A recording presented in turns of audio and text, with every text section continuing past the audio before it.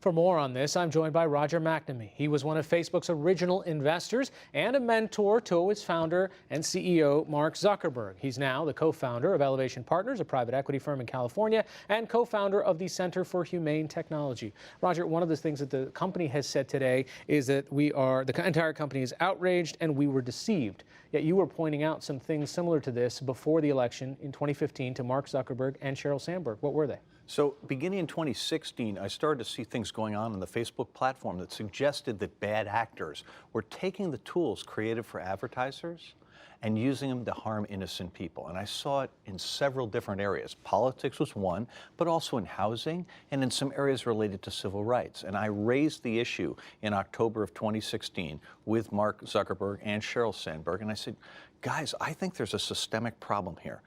I wasn't surprised that they didn't jump right on it. But I was disappointed because they treat it like a public relations problem rather than a business problem. And so I spent 3 months trying to persuade them before I realized that they were just determined to hide behind the legal notion that they were a platform, not a media company, and therefore not responsible for what third parties did. But you're saying something fundamentally is wrong with the business if this is the output.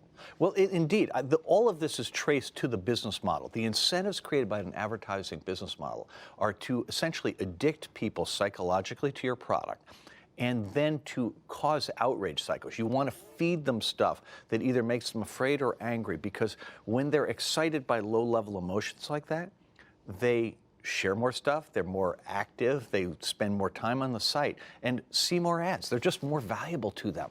And Facebook turned that into a fine art. And if you think about politics, some campaigns are full of outrage and other campaigns are not. And I saw this in Brexit, which was the British campaign to leave the European Union, where one side was totally about outrage and they won because Facebook. We're not necessarily the customers as users. The customers of Facebook are the advertisers. That's right. So is there kind of an inherent tension or a conflict there on what we get from the convenience of being part of this community and perhaps all of the good in finding people that we care about in kinship groups and so forth, and the fact that we are the product at the end of the day that is being packaged and sold? Ari, that is such an important point. I love Facebook. I love the way it allows me to stay in touch with people. I have a rock and roll band. I communicate with our fans over Facebook. The problem is that the advertising business model, as implemented by Facebook today, creates incentives to do things that undermine all of the good. And as we're seeing with Cambridge Analytica, Facebook has made some choices where they were operating under a consent decree with the Federal Trade Commission, where they were supposed to make sure that they had affirmative knowledge and support for any sharing that they did of people's information.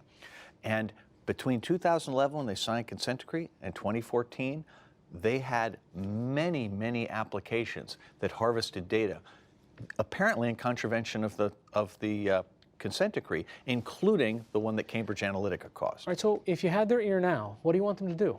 The first thing I want them to do is to cooperate with the investigators. Let's make sure we know everything that happened in 2016. Then secondly, I want them to reach out to the 126 million people on Facebook and 20 million people on Instagram who were touched by the Russian interference and explain what happened and say, this is a foreign country. They're interfering in our most basic democratic process. And the only way we as citizens can fight back is if we vote. We may not like the candidates, they may not be perfect for us, but the only way to prevent interference is to recognize that the people interfering are trying to suppress our vote. They're trying to make us angry at democracy, and we can't let them do that. So what can we actually do? I mean, there's been this idea that, oh, well, you can just get off Facebook. I mean, that's not realistic for most people. Right? So for most people, this is part of their community now and part of how they integrate. And even if I was to take myself off, there's so much data coming from my friends that I can kind of be interpolated or triangulated. So my basic advice to people is to recognize that there are a lot of people on Facebook who are trying to bait you, to get you angry, to get you emotionally engaged so that you will spend more time on there. But more importantly, they're trying to make you, in politics, feel bad about the political system in the United States. They're trying to make you angry about things like whether it's vaccination or whether it's contrails or whether it's Pizzagate. They're creating all of these phony issues. And I just think people need to recognize that the sources on social media are terrible. And we should recognize that things like NewsHour or the New York Times or the Wall Street Journal, those are good sources, and that's where people should try to get informed. All right, Roger McNamee, also in the interest of full disclosure, you are not in a short position. You're still long on Facebook. I am still an investor, so I got creamed with everybody else. All right, thank you so much for your time. My pleasure.